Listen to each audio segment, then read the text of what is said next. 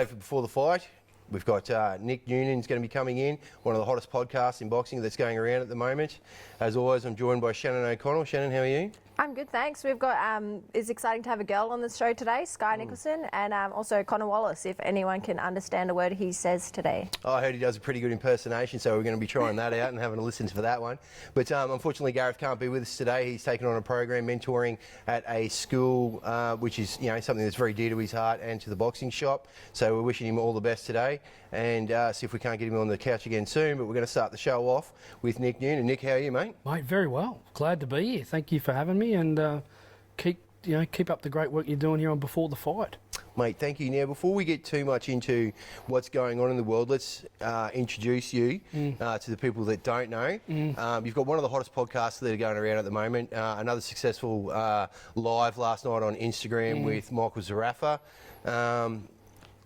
Every time I watch Michael Zarafa on a live with you, I respect him more.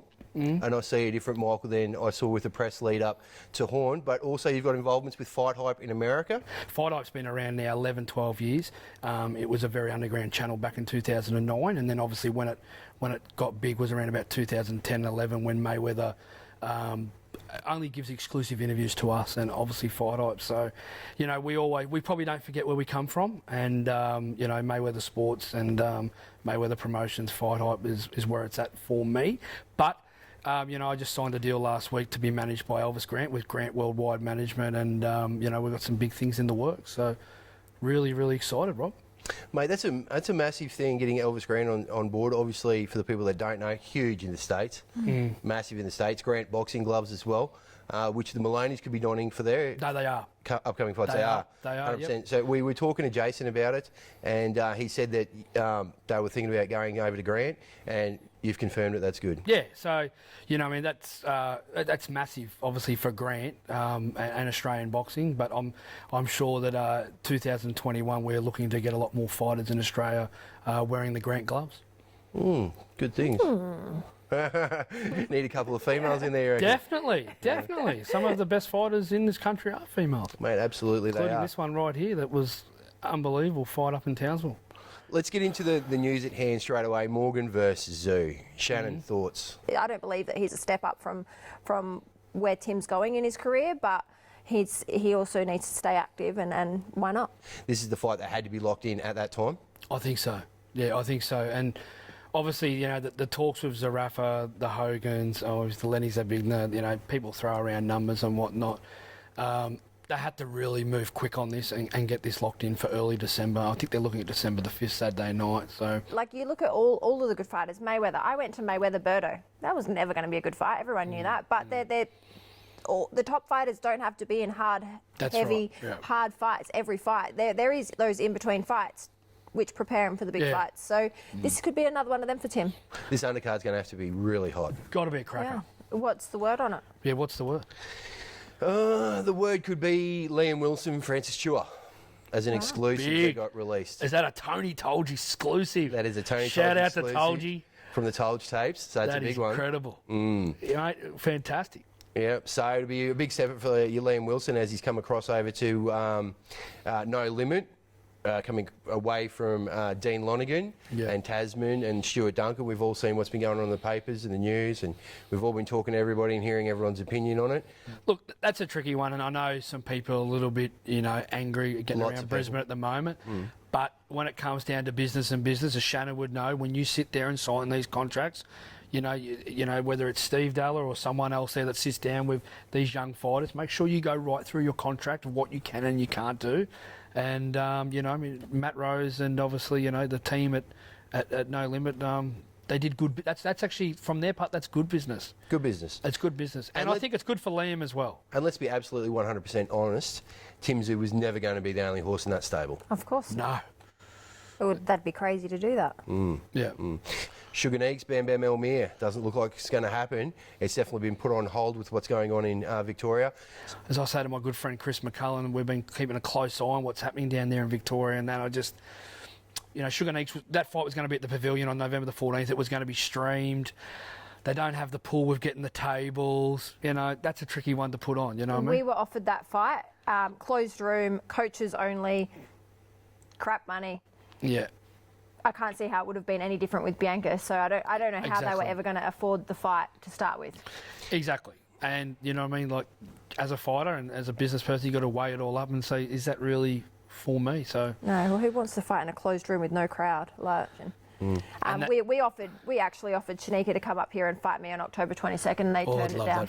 I'd love that fight. They turned it down. We offered them good money. We offered to pay their quarantine. They turned it down. That is the number one fight for women's boxing in this country. O'Connell and Sugar Nick. It's got to happen. It'd be an absolute cracker. It's a barn burner. It's definitely a big name fight. Ebony Bridges is going to the UK. The fact that she's getting a world title on her 5th fight after the competition she's fought, she's got to expect that she's going to get that backlash. Let's be honest, all right? Someone offered me a world title in my 5th fight. I think I fought for a world title in my 6th or 7th fight against a 6-time world champ. Maybe I didn't deserve it. Who knows? But I also had the amateur career behind it. But she's got the right people behind her if they're getting her out. You know, I'm not sure if anyone's looked at her opponent, but her opponent's only had 6 fights. 6-0 or something, isn't it? Yeah. So, no, it'll be... And what card's that on again? She's actually Katie Taylor. Yeah, like, wow. Interesting times, plenty to look forward to. But I think we might move straight into our second guest and get round 2 underway. And let's bring on Skye Nicholson. I'm Adam Copeland, and you're watching Before the Fight. I'm Adam Copeland, and you're watching Before the Fight. Mate, looking forward to seeing you on this big card and seeing you just, let the hands go. Yeah, absolutely, mate. Thank you. Appreciate it. Round 2, we have Skye Nicholson, the amateur superstar. How are you, Skye? Hello, thank you. Big raps from the Queen. Big amateur career. What's been the highlight for you? Definitely the Commonwealth Games. Being in my hometown, first games, and obviously winning gold. I can't really compare any other experience to that at this stage, but I think qualifying for the Olympics was definitely up there, and I think going to the Olympics will definitely be a big highlight for me too. What was going through your head just before you came out under the lights? I felt a lot of pressure for those Commonwealth Games. They made me a face of the Games through the whole lead up. Even before I'd even qualified for the Commonwealth Games, I was the ambassador for the Commonwealth Games for boxing, so there was definitely a lot of pressure for probably over a year in the lead up to the Commonwealth Games. So making the final was relief, but then it was like the pressure almost doubled going into that last fight. I'd done a bit of sparring with Michaela Walsh in the lead up, and I was actually really nervous. Like, I knew she was going to be really tough competition. She bashed me the first time we sparred. Really? Yeah, and I was like pacing around my room at the AIS during the camp thinking like, this girl's way better than me, like I don't know what to do type thing. And we sparred a couple of days later and she just did nothing. So it became a very cagey chess match type fight. And yeah, I did enough to get the win. It wasn't my best performance, but got the gold medal, and yeah, lots of memories to go with it. What was the takeaway for you? Big experience like that, the Commonwealth Games, being the ambassador for boxing, which is huge. Massive. It's a big thing to have, to ride that out through that campaign. Yeah, and being the age that you were, what was the takeaway from all that? I think I learnt that I actually do pretty well under pressure. So I learnt to embrace pressure and, I guess, thrive off it. It made me train really hard. Like, every time I felt like having a day off training, or I didn't feel like training hard that day, I remembered all this pressure and expectation that was on me, and it helped push me harder in training. So I think pressure's good, and if you can learn to embrace it, it can really help you out. When's the plans to go pro? I don't know. I've been getting asked a lot. I'm in no rush, to be honest. Really? I'm completely focused on the Olympics right now, which are going ahead in July. Are they? July 2021. It's pretty much 100%. I think it'll be whether it's crowd or no crowd, bubble. So my main focus is on that. And turning pro, if the money's right, I'm definitely going to consider it, but it's never been my focus or my goal. And I think it 100% will depend how I go in Tokyo as well. I want a medal. I want a gold medal at the Olympics. I want to win Australia's first ever Olympic gold medal. Fantastic. And I feel like if that doesn't happen in Tokyo, it's only 3 years to Paris and I'll be 28, and I feel like that's prime age for women's boxing. Skye's focused. She knows what she wants. I I'm sitting here in awe listening because, like, you don't get many people that aren't looking past what they're doing. Like, and why look past it? I turned pro when I was 29. She's going to be 28 at the next Olympics, so she's got plenty of time. I don't care what people say about age. Women mature later, so I feel like you peak a lot later. I didn't peak in well, I feel like I'm peaking now. I think you're peaking now. 100%. Back in your prime of your 2-3 career. years 100%. ago, I was fitter and stronger than I was when I was 26. Yeah. Really? 100%. There's been offers about turning pro. There's been talks. There's been contracts. I just know that I'm not 100% ready to make that decision. The rules are changing all the time, and I don't want to turn pro and then be told that I can't go and box in the Olympics. That's Whether fair that be enough. in Tokyo or Paris. I don't want to take that risk because my priority is winning. Also, I mean, and Good on it's you. different for the Good on you, men Skye. because the men are fighting 3-3s, but she's fighting 3-3s as a pro. As an amateur, she's going to then go back to fighting 2-minute rounds as a pro. How do you see Australian boxing at the moment with the female divisions? I think it's booming right now. I think we've got a lot of talent across the country in the amateurs and pros. I think we're really starting to make a name for ourselves, and I think women's boxing is honestly on the rise. It's only getting bigger and better every single year, so I'm really excited for the future of women's boxing in Australia. Who's a standout for you? Who are you excited to watch? Internationally or domestically? Doesn't matter. Because I obviously love watching Katie Taylor. She's been an idol for me since I started boxing when I was 12 years old. She was already a superstar then, so Taylor Robertson obviously. There's a lot of talent. There's plenty of girls to watch out for, and I think there's definitely going to be some big waves. Always love watching Shannon. Absolutely killed it up in 100%. Townsville. Didn't she what? It was a great Fight fight. of the night. Fight of the night. Honestly, like, that's the best I've ever seen you fight. And Really? Probably the first time she's been in the change room with me too, and she was probably like going, "Who are you?" she's like, why do I do this? Why do I do this? Sometimes I forget what to do. Who throws the first punch? You know why you do this, Shannon. You know You why were you do all right. I this. saw you Pepping her before. up. You were all right. That was a mess. Were you? Yeah, but that's She was me. so nervous. That's me. Second they play my music, I'm like, let's do it. And you know what? And I'm not saying it because she's there. I think that fight there was great for Australian boxing. It was It great. was. for And that's where we took the word away from women's and men's. It Exactly was right. great for boxing. In Townsville, two of the big takeaways were it's Timzu, not son of Kostya. The other one was that it's boxing. It's not boxing. men and women's boxing anymore. No. So, any talks yet about the Olympics that you're allowed to speak about as ambassador roles or not? Not at this stage. I think just because everything's still so unknown, we've still got 8 that are trying to qualify that haven't even finished the qualifying process yet. So 5 of us have qualified, and the other 8 on the national team are still waiting to hear about when they can even qualify. So everything's still really up in the air. But it's looking like January, February we'll start really preparing and hopefully starting to organise some international camps and trips and getting the ball rolling in the lead up to the Olympics. You seem like you're very wise beyond your years and handling things very well. Yeah, thank you. I feel like I've definitely learned a lot about myself along the way as well, and I know the person that I want to be, and I know I've got a lot of young girls looking up to me, and I want to be a good role model for them. So I think for me it's just making sure I stay myself and not getting too caught up in social media and the rest And of it. expectation, as these girls and guys like, expectation, you got to go pro. No, you don't. Personally, I want people to look at me and go, wow, she's gone through hell and she's done this and she's done that and I can do it. And I feel like Skye has that same mentality, and that is just so refreshing to hear that from someone in their mid-20s. 100%, I totally agree with you all the way. How have you seen her develop? You've known her since she was little. I've known Skye since she was singing the national anthem Thank you, at Shannon. the amateurs. She was cute. She's developed a lot. Like, she's matured a lot. I personally think since probably the Commonwealth Games all happened, she's just become a completely different person. Me and Skye never had a lot to do with each other, but we've done sessions together. I feel like that there's that female sort of mentality where we're going to push each other. Neither of us are going to quit in front of each other. So I love training next to Skye. So I think she's developed and matured so much as a person. Now, you've also done really well. You've got one of the hottest prospects getting around as a partner, and we're not talking about boxing. If you've seen the photos of him in the Budgie Smugglers, Adam Copland, you two have been together for a long time. Yeah.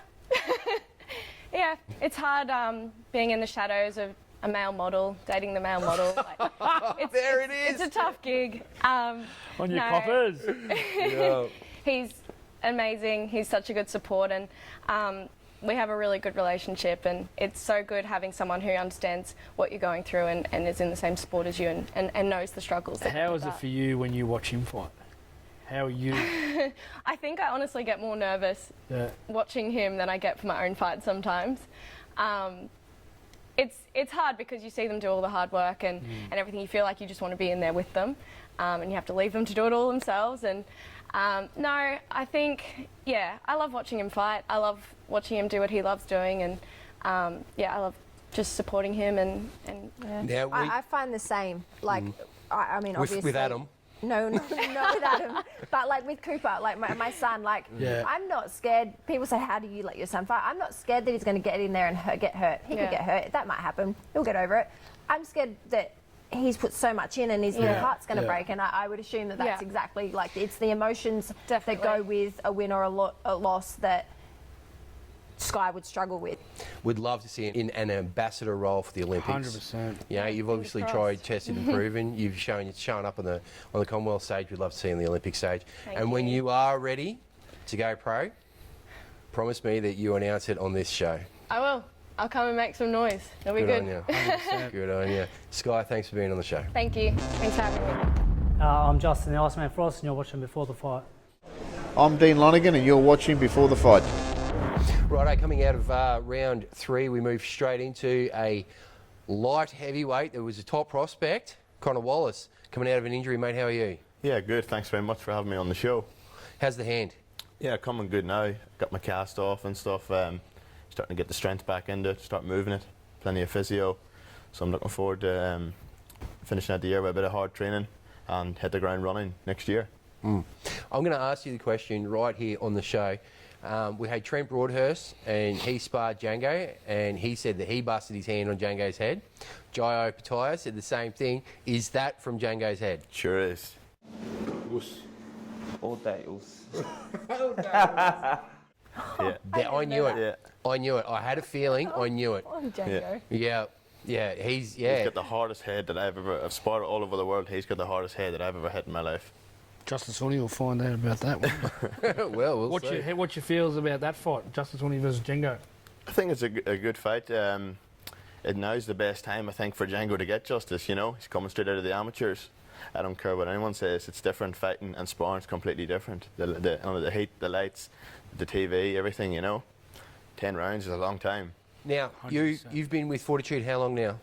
I've been in Fortitude just over 2 years now. Is that when you came to Australia? Yep. Yep, so you came straight from Ireland, straight into... And who were you with in Ireland?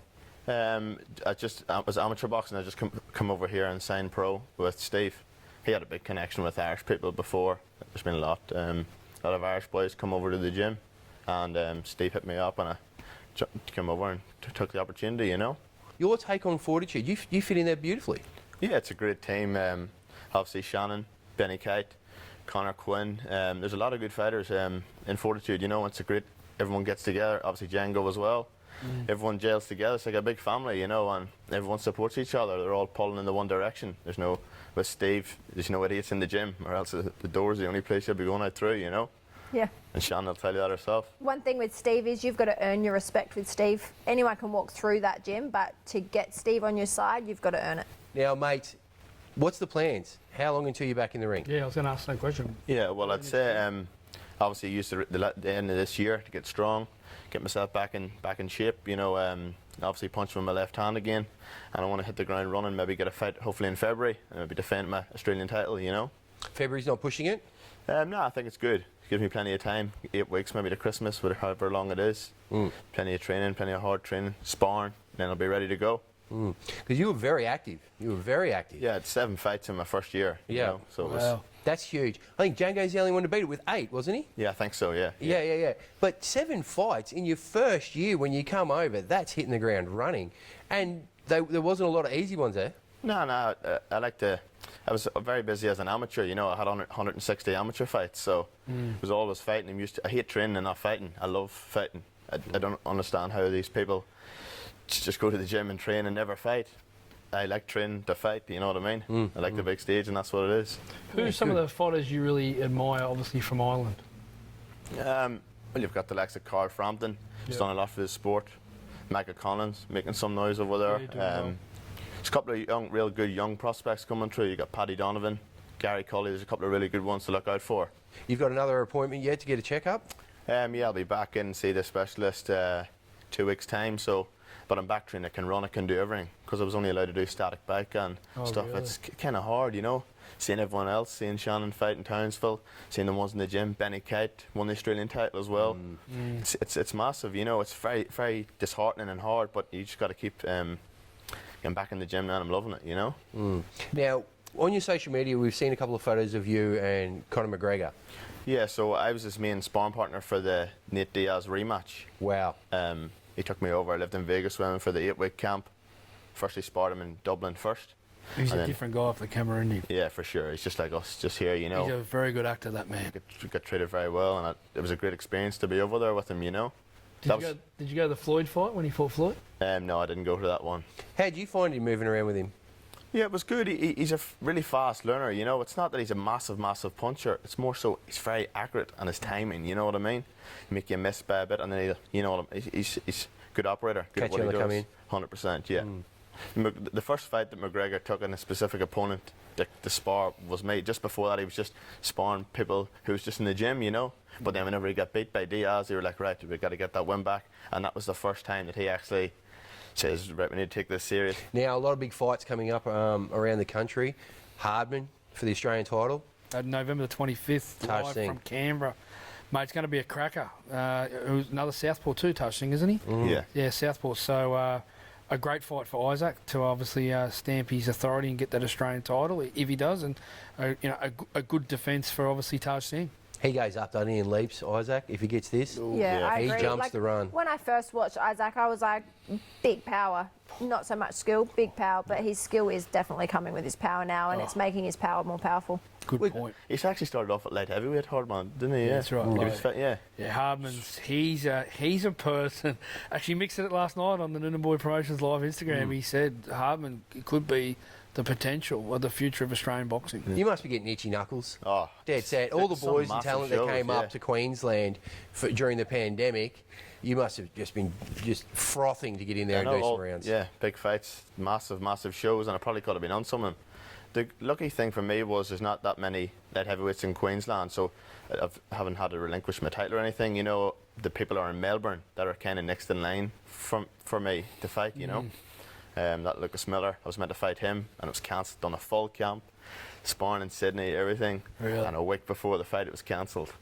Well, who are some of the fighters, I think, are the next big things and also are doing big things? There's a boy that I've done a lot of rounds with called Paulo Acuso. He's just qualified for the Olympics as well with Skye. He is one to watch out for. Okay. And, I've done a lot of rounds. He didn't go to the AIS before the last qualifier. He stayed in Queensland because obviously it was only him and Justice. There was no real sparring. Yep. We stayed at sparring twice a week for about 6 weeks. He's one to watch out for. What weight's he kind of competing at? He qualified at 81. Beat the world number 2 in the qualifiers from Kazakhstan, I think, or Uzbekistan. Beat a lot of good boys. But he was always there or thereabouts, and you know what I mean? He just never got that break. There was Claire Waterman there, Jack Bowen, they're all in the one weight division. And it was always so tight, you never knew who was going to win it. And but definitely Paulo's the one to look out for, I believe. What do you think of some of the ones right now that could potentially fight on a world level? You know what I mean? Like we look at Tim Zhu at 154. You know? Yeah, I really like Tim Zhu. I've done some rounds with him down in Sydney. Liam Wilson, he's doing really well as well. Who do you want to fight? And don't say anybody, I'm a fighter, I'll fight anybody. Who's on the radar? I think that Lucas Miller is next, and he's the Australasian champion. So just stepping stones. Obviously, I want to be the best in Australia. You know what I mean. So I'm going to have to clear out the division in Australia. Obviously, I've got the Australian title, but there's a couple of other boys. There was Reagan. I'm not sure what his plans are. Blake Caparello. I think he's. You know what I mean. So any of them boys. You know what I mean. I want to fight the top boys. I want to be the best. So you can't avoid anyone. You got to fight them. No, no one has ever mentioned in the same sentence that Conor Wallace and avoiding anybody. Yeah, I'll fight. You know, I've got the amateur background. Obviously, as Shannon said, it's a completely different sport. I feel like I'm sitting down a lot more and developing that pro style, and I think just keep improving, stepping stones. I'm realistic, you know. I don't think I'm going to be a world champion in my next fight. You know what I mean? You got to be serious and take it as it comes, and I'm learning every day, you know. And that's a great attitude. That's an absolutely a great attitude. 100%. Absolutely. I don't think I'd still be boxing if I wasn't learning every day. So that, and that's a massive thing for fortitude as well. You were talking to Michael Zarafa last night about George Kambosos. Massive fight, world title eliminator, going over there in his backyard. I think it's a fantastic fight, and I have him winning that fight by knockout, and I probably have it winning, you know, in rounds probably 5 to 8. Conor? Yeah, same. I think I fancy question, Kambosos. like, legit question, is Lee Selby, is he past his peak? Yeah, I think You'd have to say so. I think his best days are behind Like, him. I know he fought you'd Corey have to say McConnell so. years ago. Yeah. That was Correct. and he was good then, but like, Yeah. did he stay good? Did he get better? Is he on his down? I think it's fair to say he's still dangerous, boys. He's still dangerous, and he's in the way, you know, as that mandatory. And you know, George wins this fight, he becomes a mandatory in all 4 sanctions for the potential Lomachenko versus Lopez winner. So I think this is one of the big, you know, Australia needs to really get behind and watch this fight. Again, love him or hate him, the way he represents himself on social media and in life, I think he's doing great things for the sport. I will take my hat off to anybody that goes over to America, jumps in Fortune's gym. That's a hard pond. October the 31st, November the 1st for us is a massive day. You know, obviously we've got George fighting in about 8:30 in the morning our time.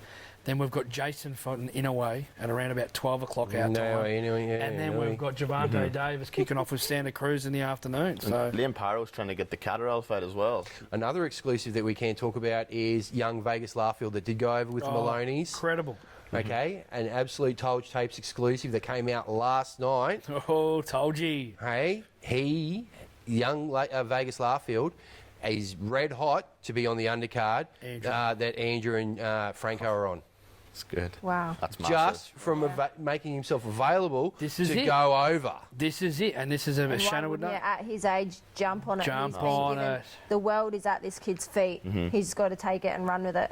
Hey, coming off Townsville, he's riding the wave of momentum, doing good stuff. Massive, huge, and you know, shout out to Tony too for and the guys taking him over, and obviously he's given the boys some fantastic work. And look at him now, you know what I mean? There's probably no one for him to fight here anyway. You know what I mean? It's the same with Conor Quinn. They couldn't get. I think both the the same weight, but it's maybe a bit early for them to fight. You know. So perfect opportunity. And that's like when we spoke about, the Nunanboy promotions thing that we're doing with Elvis Grant next year. You know, I had a bit of feedback. What are you going to do shows here? No, what we're looking to do is take fighters, and if they get the opportunity, we want them to see them fight in America against better competition if it's available. And I think it's fantastic. It was great to have Skye on the show. It was. Boxing's back. Conor Wallace, thanks for coming on the couch, mate.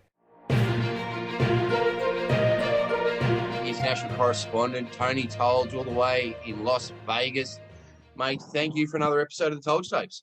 No worries, mate. Always great to be on, and looking forward to getting stuck into it with you. Righto, so Zoo versus Morgan, the international opponent. Matt Rose and No Limit have found somebody. Not the ideal choice.